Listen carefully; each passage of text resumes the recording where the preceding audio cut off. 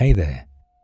Tonight, I'll tell you 3 real paranormal stories that'll send chills down your spine. Close the doors, turn off the lights, and get ready. Things are about to get scary.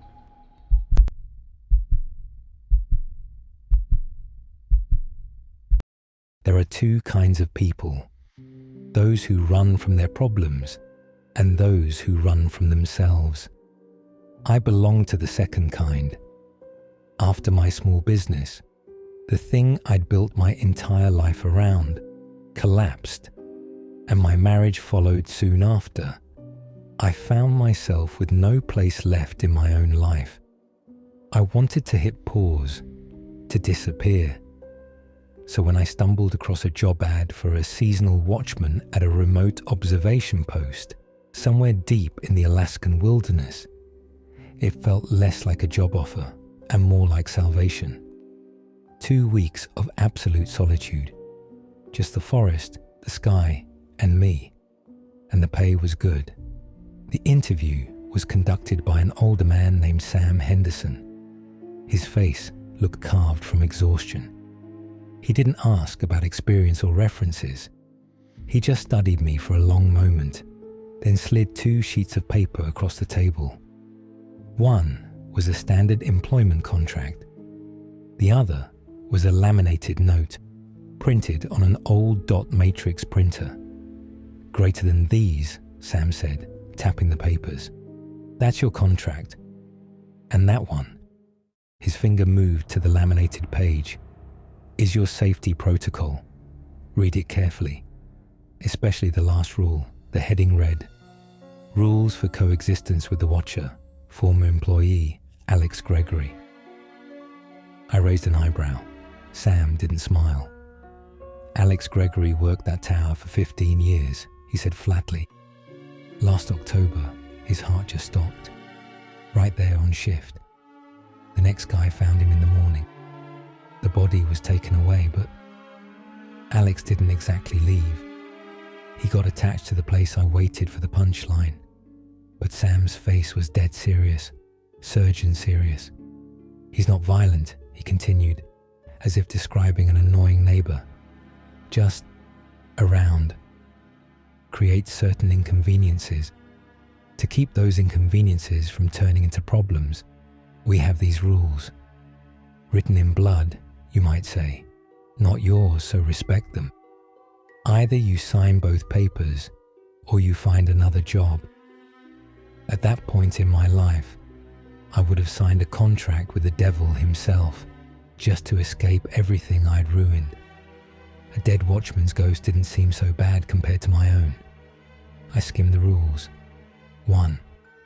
When entering the tower, always greet the watcher out loud. Begin your shift with respect. 2. He may stand behind you, watching through the window. Do not react. He's just doing his job. 3. If he moves objects on your desk, a mug, binoculars, calmly place them back once he's gone. He hated clutter. 4. Never drink alcohol on the tower. He despises the smell. 5. If you hear him crying quietly in the corner, usually around the 3rd or 4th day, turn on the old radio. Waves FM. The music calms him. 6. Most importantly, he might ask you one question. What time is it? Under no circumstances should you answer. Got it, I said, trying to sound casual. Don't tell him the time. Smart man, Sam nodded. Your shift starts in 2 days. The Firewatch Tower was exactly what I'd imagined. A lonely steel skeleton rising above an endless ocean of pine and mist. Below it stood a tiny cabin for sleeping, and above, a glass observation room from which the forest stretched for miles in every direction. It was beautiful in a quiet, desolate way. When I climbed to the top, I paused at the doorway, took a deep breath, and, feeling ridiculous, said out loud, "Hello, Mr. Gregory. I'm Paul, your replacement." Nothing happened. The air was still. It smelled of pine sap and rusted metal. I chuckled at myself and got to work. The first 2 days were perfect. I filled out the daily log, scanned the horizon through the binoculars, listened to the whisper of the wind. No strange noises, no cold spots, no ghosts. I started to think the whole watcher thing had just been an initiation joke for rookies. He showed up on the 3rd day. I was sitting with my back to the door, watching the sunset.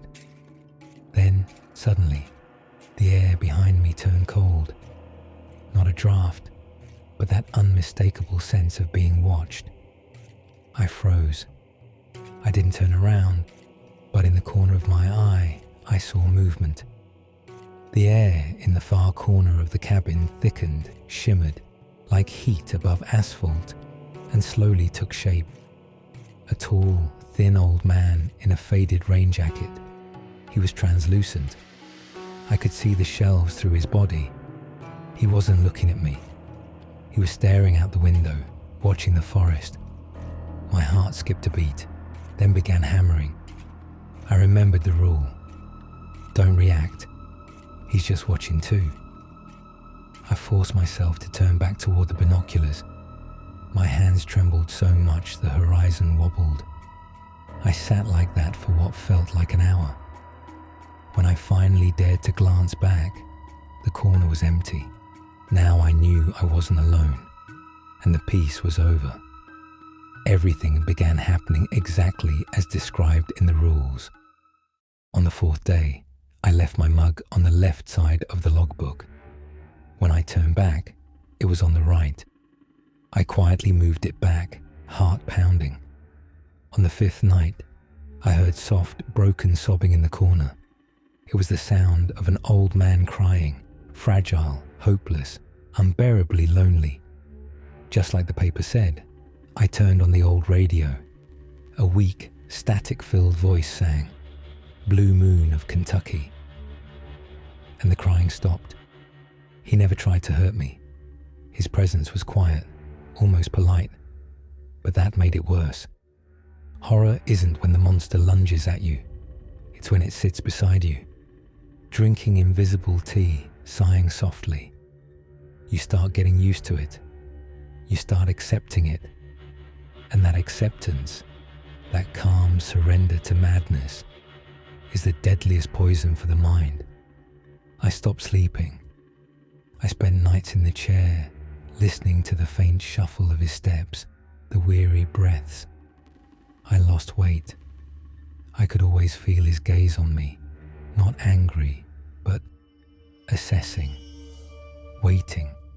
By the 10th day, I was barely holding on. Exhausted, sleepless, I sat at the desk, filling in the logbook mechanically. That's when he appeared again, right by the window.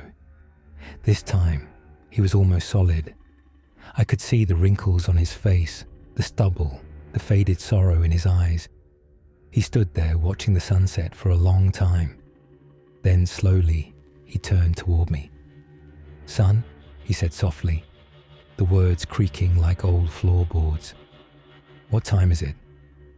My body reacted before my brain. Politeness, drilled in since childhood. My lips parted on instinct. I was about to say, "It's 7:45. And in that instant, I saw his eyes clearly. There was no simple curiosity there, only unbearable, ancient longing. The kind of longing a prisoner feels, waiting for his replacement to take over his watch. Then I understood. That question wasn't about time. It was an invitation, a transfer of duty, a request for me to take his place, forever. I snapped my mouth shut so hard my teeth clicked. My hands clutched the table as I stared at him, saying nothing. His expression didn't twist in anger, just disappointment. Endless, crushing disappointment. He looked at me for a few seconds more. Then his figure began to fade, dissolving into the red glow of the sunset. He never came back, but the silence that followed was heavier than his presence had ever been. It was filled with his waiting. When the truck came to pick me up, I ran out of that tower like a man escaping a fire. The next watcher was already there, a young guy, smiling, full of naive confidence. "So how was it up there?" he asked cheerfully. "Not too boring, huh?" I looked at him, then at the tower silhouetted against the sky. I wanted to tell him everything, warn him, stop him. But I saw that same desperate hope in his eyes, the one I had 2 weeks ago.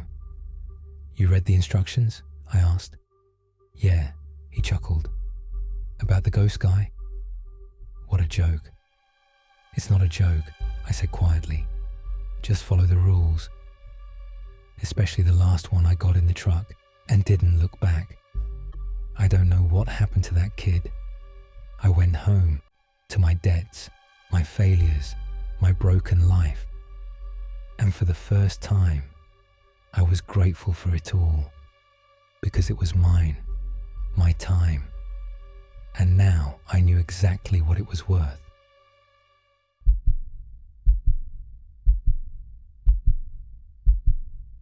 My name is Victor, and my colleagues in the department call me the gravekeeper behind my back.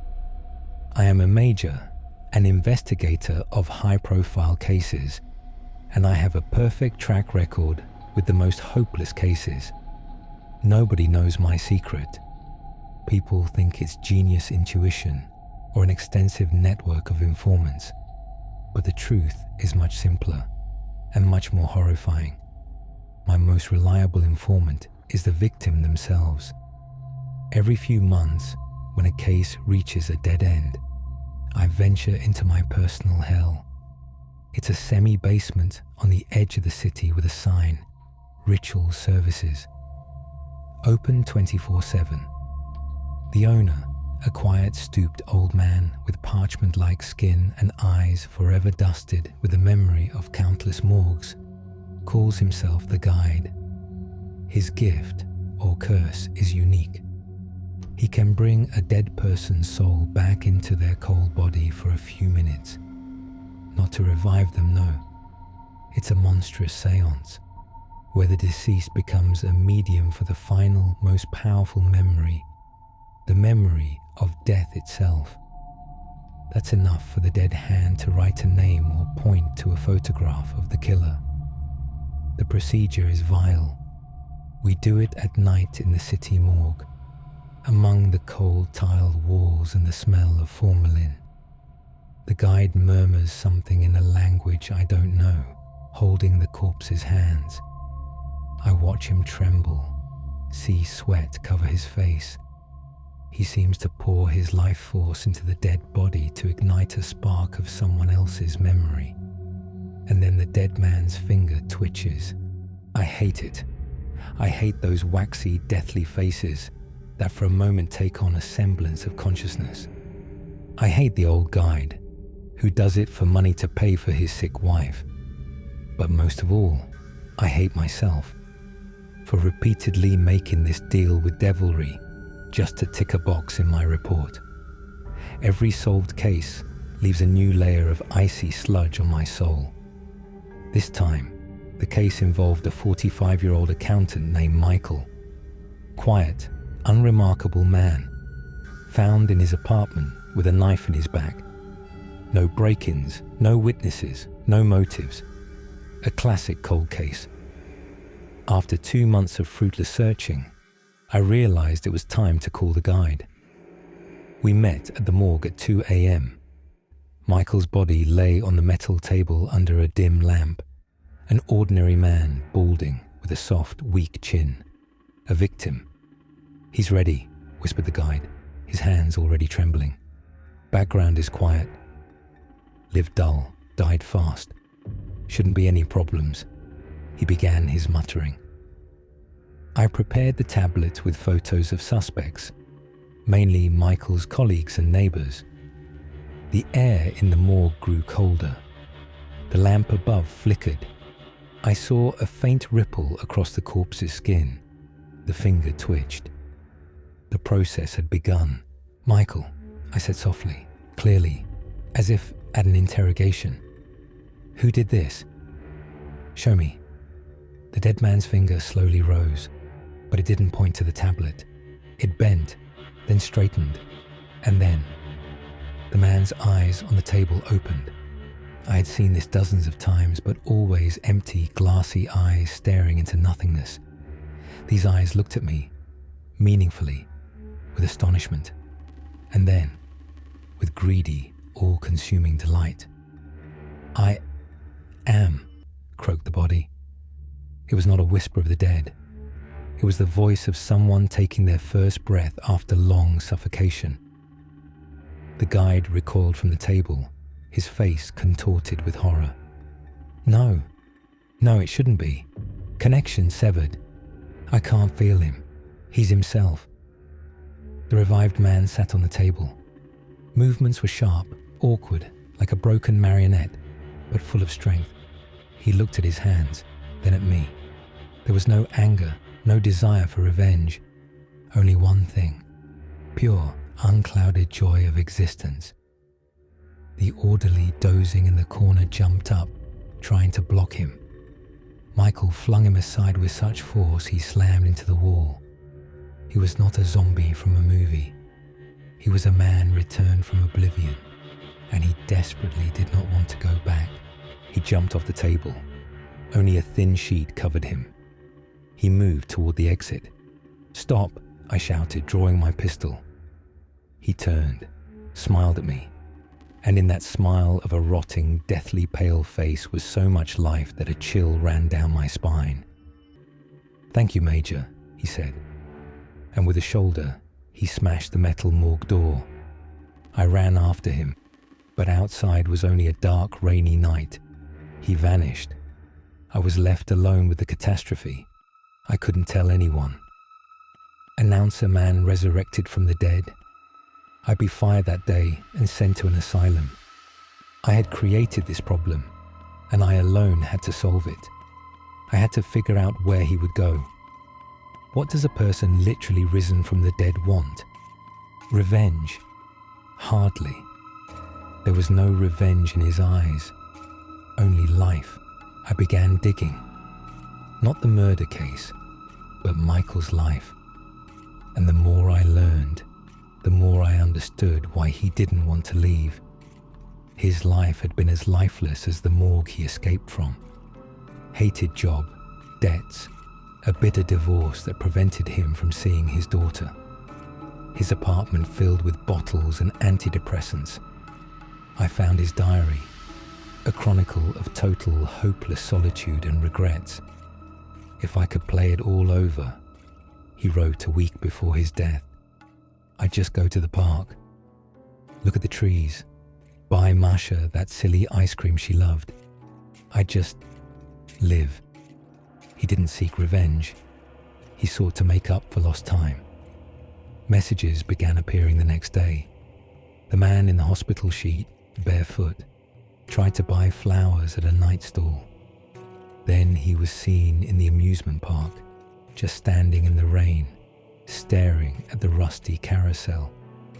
He was not dangerous. A ghost, trying to touch the world he had despised in life. I realized where he would go. The only thing that mattered, his daughter, Masha. I found the address. Old 9-story building on the outskirts.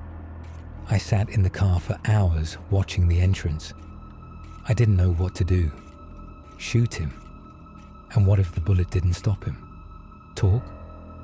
What could you say to a man who should have been in the morgue for an hour already? He appeared after midnight, found some old tattered clothes, moved slowly. His body already began changing. Skin darkened. Movements became stiffer. He was like a clock winding down. He didn't ring the buzzer, just stood under the 7th floor window, looking up at the glowing window, his daughter's window. I stepped out of the car and approached him. Michael. He slowly turned. Smell. A sweet, nauseating odor of decay came from him. But he smiled at me. I just want to look, Major. Just a peek. She's grown up. You can't be here. Come with me. Where? He grinned, part of his lip fallen away, revealing grey gums. Back. To nothing. You can't imagine how it is there. No colours, no sound, no pain. Just nothing. And here, even the rain smelled. I won't go back. I saw desperate determination in his eyes. I want to see her. One last time. That's all. I give you the word. Of the dead. And I believed him. I don't know why. Maybe because in his request there was no madness. Only some higher, final logic. To the apartment, I said. Quickly. We went up to the 7th floor. I made him stand in a dark corner. Look out the window. 1 minute. Then you leave. He nodded, and from that motion a lock of hair fell. He pressed against the wall, staring out the window. I saw his shoulders tremble. She's watching TV, he whispered, and eating ice cream.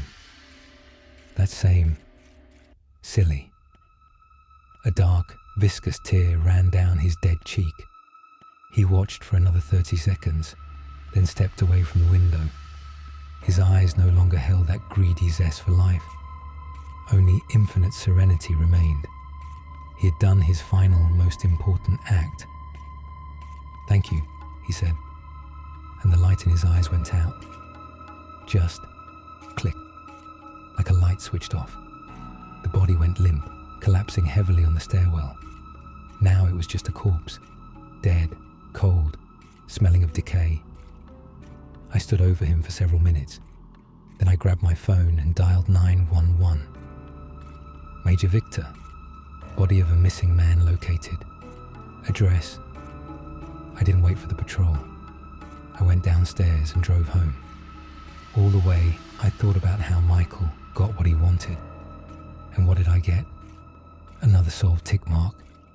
And knowledge that made me want to howl. Back in my empty apartment, I poured a full glass of whiskey. Then I grabbed my phone, found the guide's number, and without hesitation, deleted it. Forever. Some doors are better left unopened, and some dead should never be given a word, especially if they might speak the truth.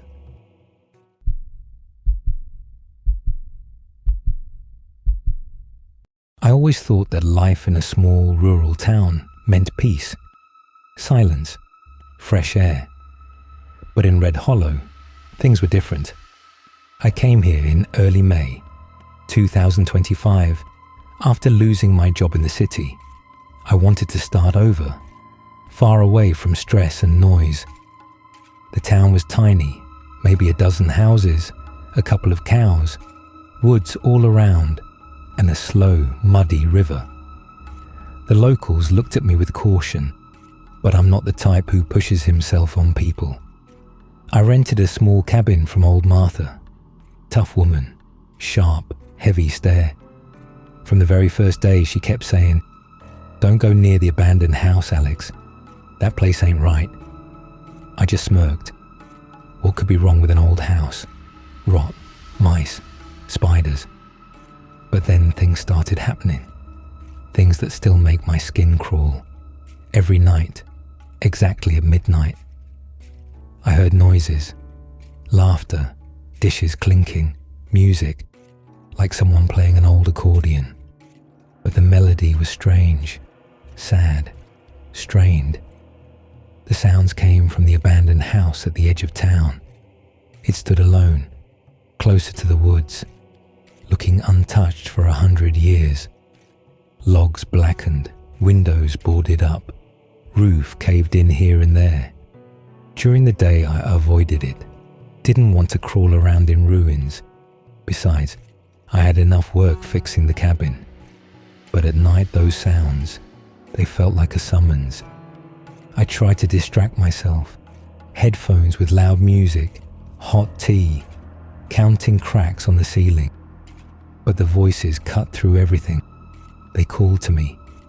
On the 4th night, I broke, sat at the table, poured myself a shot of whiskey to calm down, and started thinking, maybe the locals were messing with me, or the wind. But no, the sounds were too clear. The laughter, a deep, raspy male voice, and a woman, thin, almost crying. I remembered Martha mentioning something about an eternal feast. Decided I'd ask her in the morning. But for now, I went to check the town archives. The archive room was old, dusty, full of yellowed folders. And then I found records about that house. In 1921, during the Great Famine, a family lived there, the Harpers. Wealthy, stocked with food, greedy beyond reason, wouldn't share with anyone, even as their neighbors starved. Then they were found, dead, sitting at the table, surrounded by untouched food. The report said the food smelled strange, and there were bite marks on the bodies. Rumor had it they ate human flesh, and their souls were cursed for it. A cold shiver ran down my back, but I still decided to check the house. I went there during the day. The sun was bright, but the house stood in its own shadow, as if the woods leaned over it on purpose. The door was slightly open. I stepped inside. The smell hit me first, dampness, and something sour, like food left out for a century. Floorboards groaned under my feet. Cobwebs stuck to my face. In the main room stood a long table, empty, thick with dust. Shards of something lay on the floor, strangely clean, as if dropped recently. In the corner was a fireplace, black with soot, and I noticed the ashes were warm, like someone touched them not long ago. Who was here? I left, but the feeling of someone watching me never faded, like someone stood right behind me, breathing down my neck. That night the sound started again. I sat, staring at the clock, 11:58 p.m. My heart pounded like it knew what was coming. Midnight, laughter, voices, accordion. I couldn't take it anymore. Told myself, come on Alex, be a man, enough fear. Grabbed my flashlight, a knife for courage, and went out. The moon barely shone. The woods whispered. The house loomed like a giant black hole. The door creaked, and the sounds grew louder. A warm glow spilled from inside, like candlelight, but reddish. I walked, step by step, each step echoing in my skull like a hammer strike. The dining room was different. The table was set, like for a wedding. Roasted meat, pies, pitchers filled with a dark red liquid. The smell was twisted, fresh food mixed with rot, and they were sitting there, the dead, about a dozen of them, skin hanging like wet cloth, eyes cloudy and pale. But they ate, laughed, chewed. One of them, half his face burned, turned toward me. I recognized him from the old photo, Thomas Harper. His jaw moved like a broken toy, his voice grinding metal. Seat, guest. I wanted to run, but my legs refused. Something pulled me toward the table. I sat. A plate appeared in front of me, a piece of meat, but I knew instantly it was human. Bite marks on it, and it twitched. Thomas rasped, "Eat and join us, or we'll eat you." Across the table I saw others, people who'd come before me. Grey faces, empty eyes, blood on their lips. One guy, my age, lifted his head. "Don't eat, run." But the dead grabbed me, their hands ice cold, clawed. The accordion screeched louder. My mind blurred. "Eat!" they screamed in unison.